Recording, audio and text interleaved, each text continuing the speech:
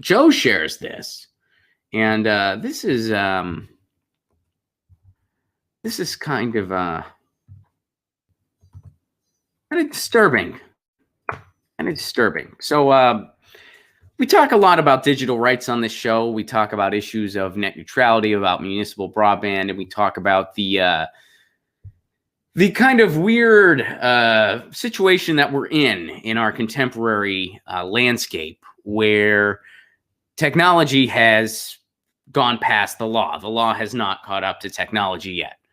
So we're trying to figure out how to best orchestrate the modern day town square, which is online and it's via social media. Well, how do we allow that to operate efficiently and with the best interests of society taken into account? And unfortunately, some people have come to the conclusion that we should just let Facebook and Twitter and Google and YouTube decide what is and isn't free speech. Something they're completely unqualified to do. That's not what their field is. They're just not qualified to do that. It's a ridiculous sentiment. The analogy I like to make is if we allowed these people to referee a sports game, people would freak out. If we just decided, hey, we're just going to let Silicon Valley referee the Super Bowl. If we would have decided that yesterday, be like, hey, yeah, they have no qualifications in this, but we're going to let them referee the Super Bowl because we just want to. The nation would have gone insane. People would be protesting in the streets. But we want them to decide what is and isn't free speech. And a lot of people don't even bat an eye at that. They're like, yeah, sure, that's what could possibly go wrong. So here's something that's happening. This is from the Washington Post. Democracy dies in darkness. They're going to do what they can to help. YouTube bans some misleading or doctored political videos. YouTube said it will ban misleading or doctored videos that could impact elections. That's not vague at all. Misleading or doctored videos. What does that mean? What qualifies something as misleading? What qualifies something as doctored necessarily? I mean, even that can be interpreted many ways. Doctor could just mean you only play part of a clip. You don't play the whole thing for whatever reason. Or I mean, the video streaming site said in a blog post Monday, or remove videos that spread misinformation such as deepfakes. All right, well, that's at least something specific. Deepfakes are those things where it's like the person's mouth is moving and you're supposed to think it's them, but it's not actually them. Or patently false information, such as clips that report a living candidate is dead. It will also target videos that attempt to mislead the public about the voting or election process. Well, here we're getting a little vague again. What do you mean mislead the public? All right. We've increased our efforts to make YouTube a more reliable source for news and information, as well as an open platform for healthy political discourse, said Leslie Miller, Vice President of YouTube's Government Affairs and Public Policy.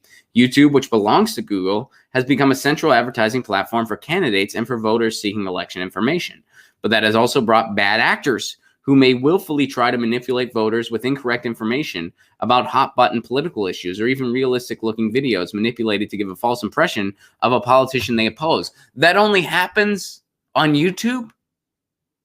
Those bad actors only happen on YouTube?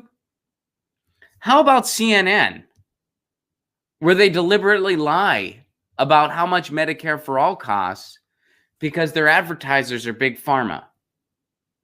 Is that not a bad actor who's misinforming the American public?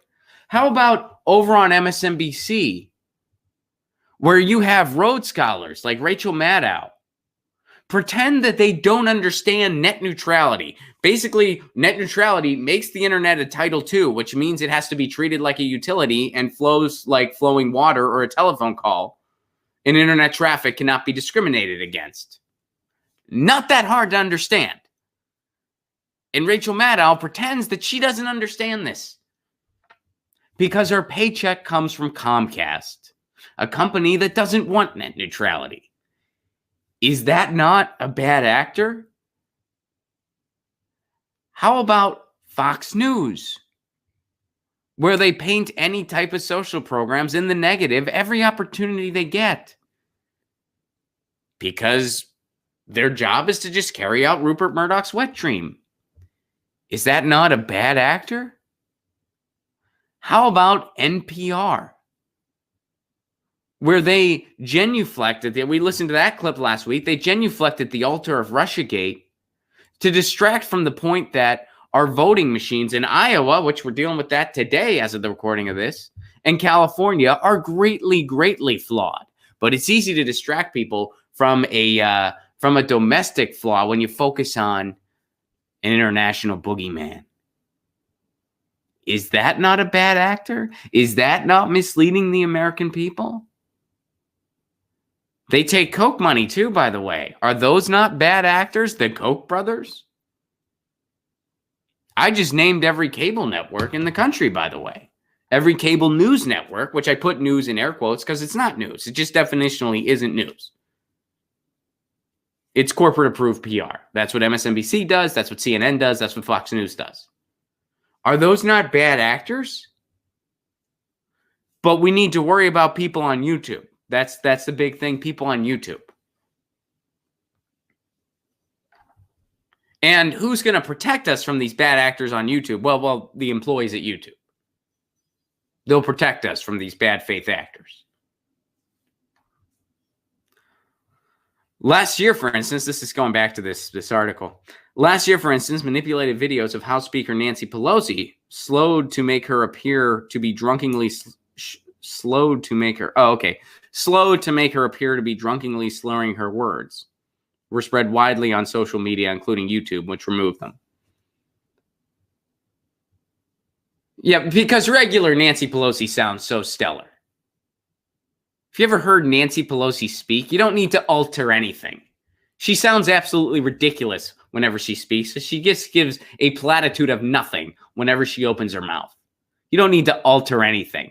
Someone slowed it down to make her appear drunk. Who cares? Who cares? All right, so the dissemination of manipulated videos in particular has been a complicated topic in Silicon Valley, headed into the president. Right, and it shouldn't be. It shouldn't be a topic for Silicon Valley. That's the point. What does Silicon Valley have to do with that? What you do is you make these things public utilities so that they can be operated as such. And issues of free speech can be decided by free speech professionals. And the only time anything is censored or infringed upon is if it violates free speech laws, not if it violates some random code of conduct that can change in a whim.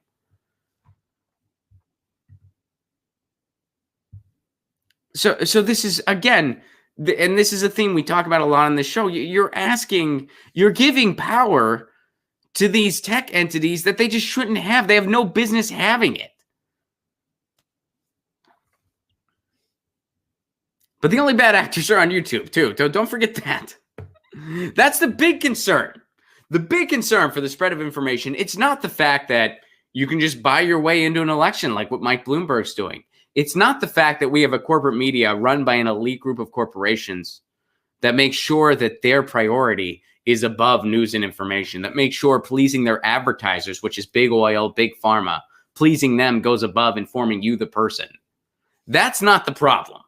That's no big deal. That doesn't hurt news and information for the public. What hurts news and information for the public is fake videos where Nancy Pelosi appears drunk. Are you hearing this?